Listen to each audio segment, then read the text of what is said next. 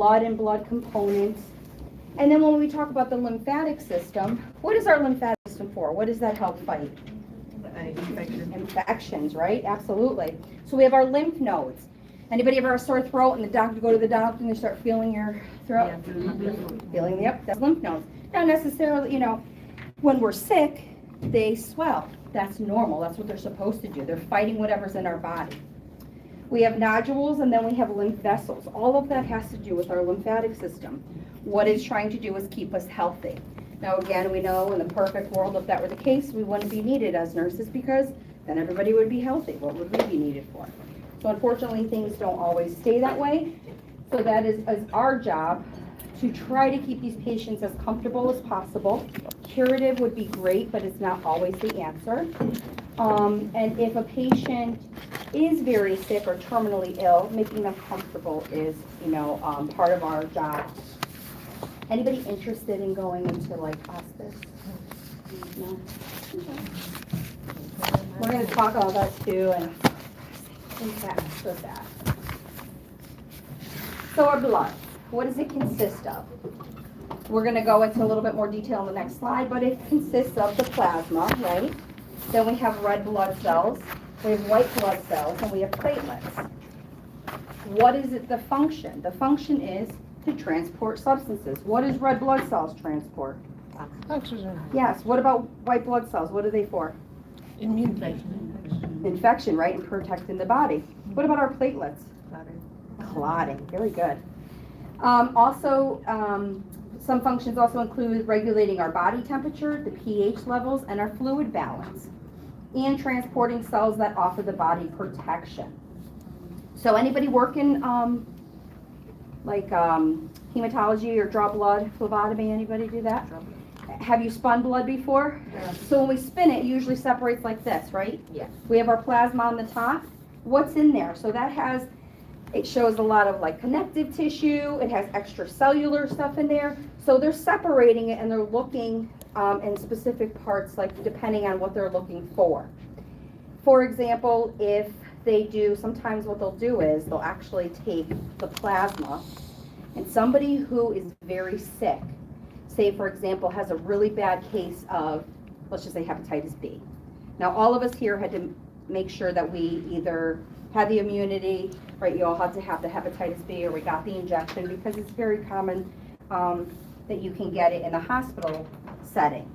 So we want to make sure that everybody doesn't, we're all good. If we're ever exposed to it, our body can fight it. Well, if somebody who's very, very sick comes in, and you have a person who has a really good immunity to it, you can take part of that plasma, inject it into the person who's very sick, and it helps boost up their immune system. And obviously, they're very sick, but the goal is for them to get back to normal by implementing these immunities from somebody else into this person to, hopefully wake up their immune system and help fight it. Okay. Our formed elements, so those are the erythrocytes, which is our what? Red. Yep. Leukocytes are our white, and then our platelets. The red blood cells, they're the heaviest, so you'll see those at the bottom. Then you have the band of the white blood cells and platelets, and then again the rest is the albumin. Is the plasma, and inside the plasma is albumin. Anybody know what albumin does? Draw water. Yes, exactly. So if somebody has edema all over their body, right? What is our goal? What do we want to do? Disperse the water. We want to get rid of that raw water, right? So we give the patient, there's a couple things, we can give them a diuretic, right, to get rid of all that extra fluid, but sometimes it needs to be pulled back into the cell.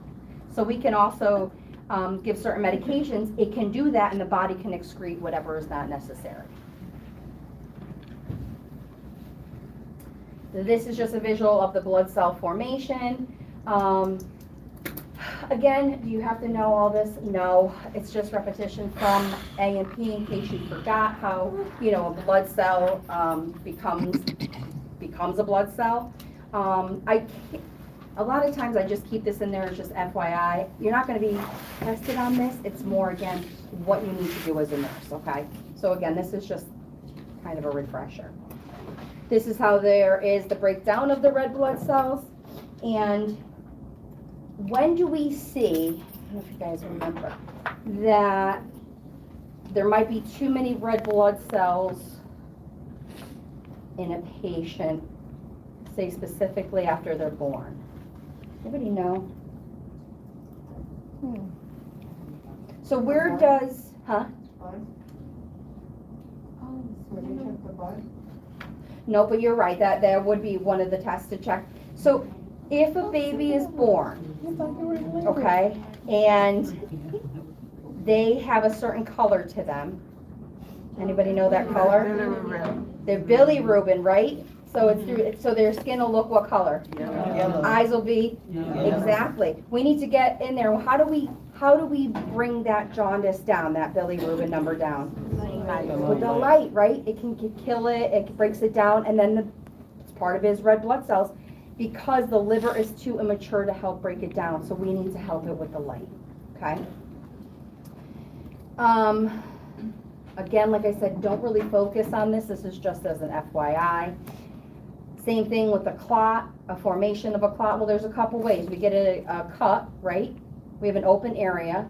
Our body, a good working, healthy body, has platelets that forms, or can stop the bleeding and form like a surface, like a, what am I trying to think of? Like almost like a cavity to kind of go over it and protect it. So for example, you get an injury, it's open, the platelets rush there, you've got white blood cells, red blood, everything's rushing to the area. It's trying to keep infection away, swelling away, and then all of a sudden it stops bleeding. That's what it's supposed to do, okay? Now what happens if somebody has a clotting disorder where they clot too much on the inside? Could be anywhere, right? A clot can form anywhere. And all it is it's clumping up on each other, and the biggest thing is causing an obstruction. So clotting is good, but it also can be bad depending on where the formation of that clot is, okay? So again, the lymphatic system, it has the lymph nodes, vessels, our spleen and thymus. Why is it important for us to be careful or be kind of sensitive with our patients who have spleen issues? What could happen? Right if it pops? Thank you. It could rupture, right? So if somebody has an injury, or anybody know the disease you get that makes your spleen and swell, enlarge? Mono. Yes, mononucleosis. Very common in what? Yeah. Teenagers, young adults. They call it the what? Kissing disease. Kissing disease, you bet. So what happens is the overall reason we get concerned is because the spleen gets enlarged. Now, all it takes is one good, and it could rupture, and then you bleed to death. Again, if it's caught in time, yes, you can remove the spleen, but removing the spleen causes this patient to be very, very susceptible to infection. We need our spleen. It definitely helps with our immune system. This person is going to be that person that needs, like, instead of one vaccine, they may need two. Or like the majority of us who have a healthy, system can go and get the flu shot every year. Or maybe we've had our meningitis vaccine years ago and now we never need it again. Well, somebody who doesn't have a spleen needs multiple, because again, that risk of infection is so high for them. So the function of the lymphatic system, returning tissue fluid to maintain that blood volume and protecting the body against pathogens and other foreign material. This is a visualization of the lymphatic system. We have our tonsils. Anybody still have their tonsils here? Yeah. Me too. Yes. I'm dying with them. They're huge. Every time the doctor, oh, they're huge. I'm like, listen, I am up there in age. You are not putting me under and taking those. No way. I was like, they're going with me. But they're really important, especially if you have them. I mean, they fight off infection. It's when it gets to a point where they don't do their job and the patient gets sick and sick and sick, and then enough is enough already. We got to get rid of them, okay? They're better gone than they are inside the patient. We have other cervical lymph nodes, okay? You can feel the lymph nodes in the back. We have them in the front, under our axillary area. They're all over our bodies, okay? And sometimes if there is an infection, depending on where it is, we'll see lymph nodes swollen in that area. Like I said, sore throat, up in the throat area. Now, FYI, somebody who has a sexually transmitted disease, where do we think we might feel a lymph node that's swollen? In the groin area, yes, yes, yes, yes. So again, if that's the only indication that they have right there is that swollen lymph node, that's usually painful. Then we're concerned like, okay, maybe there is some type of STD. We would get like a urine specimen just to make sure. Again, it's never 100%, but it kind of gives us a good idea, like everywhere else is fine, the patient feels fine, except in that area. Once you kind of start talking to the patient, you'll start noticing more symptoms that they just didn't tell you. Again, they could be, uncomfortable or embarrassed, but it's our job to just be like, okay, in the back of your mind, you're doing an assessment, doc comes in, he'll be pushing, and the patient may say, oh, that feels tender, or ooh, that hurts, and the doctor feels it again, and he could feel that it's actually swollen. Again, we would check for different types of diseases, just to rather be safe than sorry. But again, this kind of gives you an idea of where they're located. It's like everywhere. So aging, never a good thing. I mean, what's the alternative, right? Right. So I always tell everybody, any question you have about aging, it never will increase, usually. Usually you'll never see like an increase in, your alertness, your increase in your eyesight. Never happens. It's always the opposite. So we're gonna see a decrease in things, okay? So there is a less efficient immune system, so that means that higher risk for infection. Iron deficiency. Now there's a few different kinds, but one could be because the patient's not eating properly. So due to, not consuming the proper foods, the patient could have an iron deficiency. Their erythrocytes are slow produced. Again, this gives them at risk for anemia. We're trying to avoid this.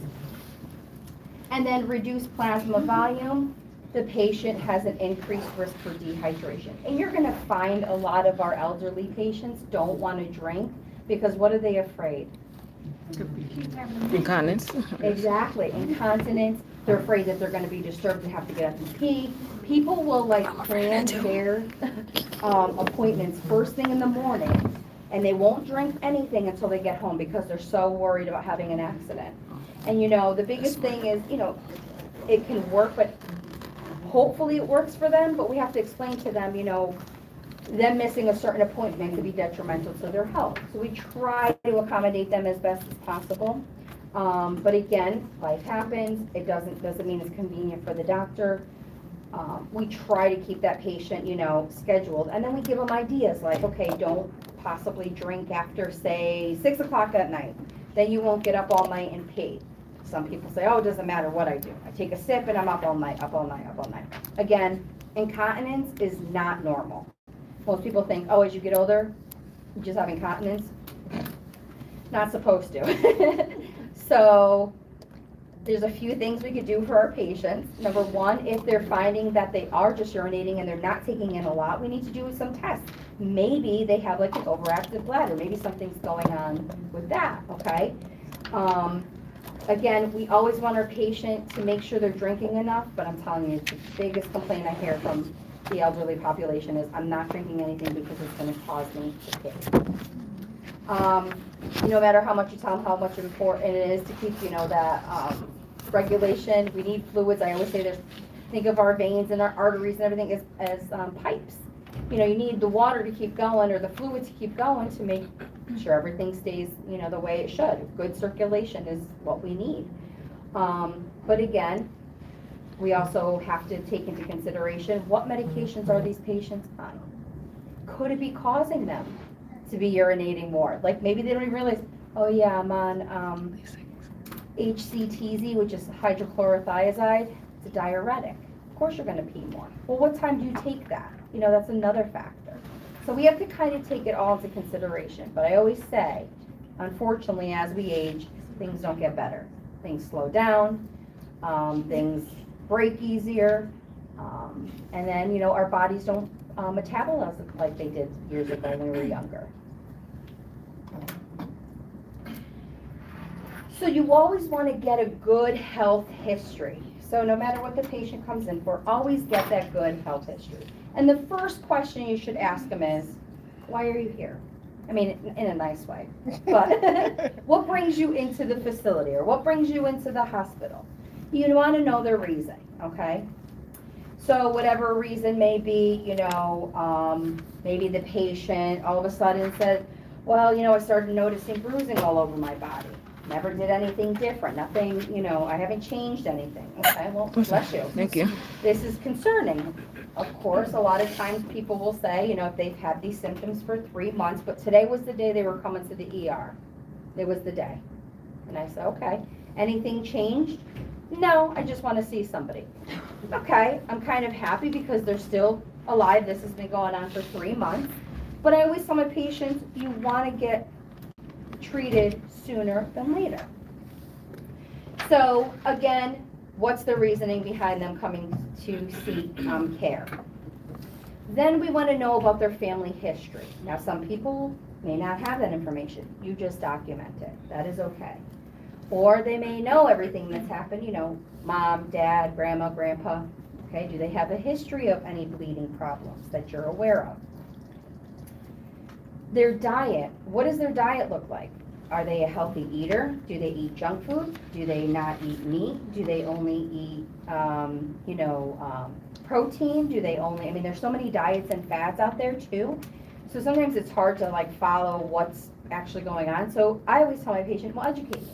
If I don't know something, tell me a little bit more about that. Because then I'm going to do my research and see what could be causing. Maybe they're eating something that's causing them to either have really thin blood, or the opposite, like they're clotting. Maybe they're taking something in that actually can affect that. And people take natural products. You're going to hear that. Well, I bought it in the store. Okay. Well, I get that, and it is on a shelf, and we should have better standards, but we don't. Anybody can walk in and just buy, I know it's Tylenol, ibuprofen, nobody really, thinks anything. Oh, I have a headache, I take it. And that's what it's there for. But people take it as chronic care. So people with back pain, I see them I just throw back a handful of ibuprofen. Well, how many? I don't know. Oh my God. Yeah, and I've been in pain too where I'm just like, I don't care either, but when this is chronically going on just so these people can survive or to, live their lives, that's when we have to say something's not right, okay? It shouldn't be this way. So we want to get all that information, every single thing. Some people may say, well, I drink a little bit on the weekends. Well, what do you drink?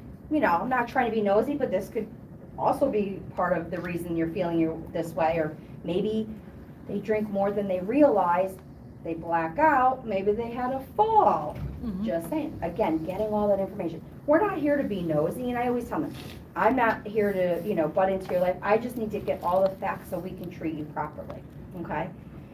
Again, medications, whether they're prescribed them or if it's over the counter, what they do for a living. I always tell everybody, I'm not there because I'm being nosy. It's important that we know what you did years ago. Those that work in factories, think of all the stuff they were exposed to. One of them, like asbestos, they were breathing all that in. Now they're finding they've got all these types of cancers, lung cancers, due to them being exposed. They didn't have stuff like that. It was like, even when those that worked with machines, they didn't have like the earplugs. So think about being in front of like a loud machine all day. That damages your hearing. Huh? No, we have a punch break at my job, and it makes a very loud noise. So the guys at my job have to wear the earbuds. Oh my God, right. And years ago, they didn't have that. Mm-hmm. I can remember being younger and going to concerts. I was always in front of the speaker. Oh, I wanted to be able to feel it through your chest, the music, you know what I mean? That's why I'm like, I did it to myself. I damaged my ear. But this is what could be, an answer to like all of a sudden, like I have ringing in my ear. Well, what did you do? This is where it would come in where, yeah, I used to go to concerts and I'd be the one up front, couldn't hear anything for a few days, going down. Yeah, that would be me. So I knew I did it to myself. But that's why it's important while we ask our patients. Fatigue, are they more tired than normal? And not just like, no, I'm working 30 hours straight, we know. This is extra fatigue, like no matter what you do, no matter how much you sleep, you just cannot feel awake, feel energized. Their bleeding tendencies, have they ever had a cut and they weren't able to stop it? Or was anybody in their family have like certain bleeding disorders, and then they noticed that they had it, as a child, maybe something happened to them, and either maybe they clot too much. So it's good to get, especially because we're focusing on the hematological, to get these answers from the patient. Also, if they're having any type of respiratory symptoms, because what could happen if they threw a clot? Where could it go? Into their what? Their lungs, right? So they're gonna feel short of breath because it's gonna block or obstruct, okay? So it's gonna be harder for them to breathe. Or they're gonna say, I used to be able to walk from here to the door and be fine, but now I'm really winded. That would be a red flag for maybe like chest x-ray immediately. If they notice that their skin is changing, and I mean like by the discoloration would be like bruising. Maybe they notice it was purple, or maybe that, they've had where they hit themselves, didn't realize it, and then all of a sudden, the different stage, it turned like that green, yellow, that means it's older. You want to, ask them, do you notice anything on your body that's different than what you've seen before? Or a lot of times, we don't look at our backs, our partners are the ones that might notice something, because we're just like, whatever, and a lot of times, conditions are found by the person's partner or caregiver, something like that, because a lot of times we neglect, we don't really pay attention, and somebody else might and be like, hey, what's that? That looks, that's different. And then just lymphadenopathy, so swelling of the lymph nodes. What you want to do is when you do this health history, the easiest way, I put this up, this is in your book, but it's called the What's Up Guide to Data Collection. And each letter stands for something. So the W is like, where is it? Where is this, symptoms? Where is it happening? H would be, how does it feel? Describe the quality. Like, is it a sharp pain? Is it stabbing? Bless you. Or is it kind of dull? Anything aggravated or anything alleviated. So basically, what makes it worse? What makes it better? T is for timing. When did it start and how long did it last? The S would be the severity of it. How bad is it? And this I would do the 0 to 10 pain scale. Again, I would say 0 is no pain, and 10 would be the worst pain you've ever felt in your entire life, and it would make you contemplate suicide. That's what a 10 is. I always have to tell, 10 is the worst. So if somebody says to you, and again, they could be at a 10, but I always want to clarify. They say their pain is a 10, I will say to them, so right now you're telling me if I don't do something, you're going to hurt yourself. You would commit suicide.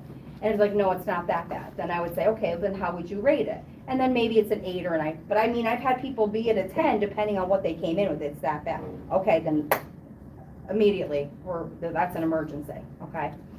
But you always want to clarify, what type, because everybody's pain is different. Somebody who's a 10, somebody else might be, oh, that's just a 7 for me.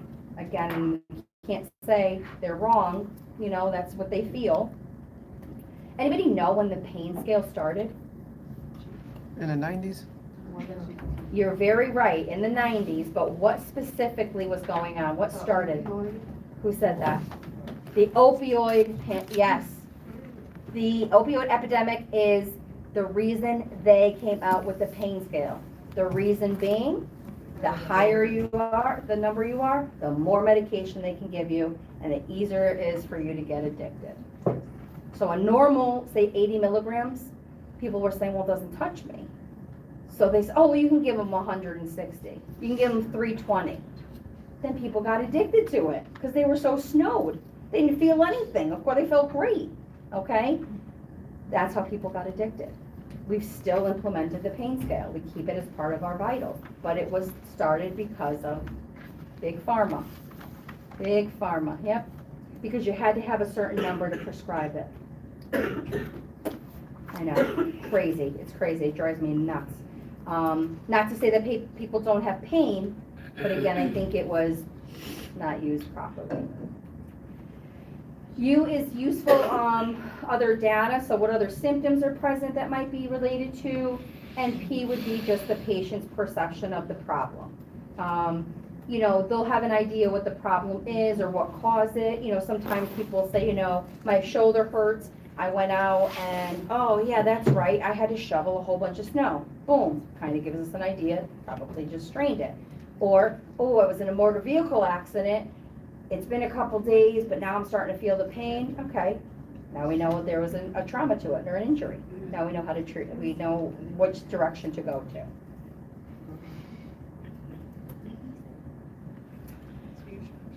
So physical assessment, we want to check the vital signs, okay? If a patient has what we say poor or bad vital signs, one would be like elevated heart rate, could either be high or low,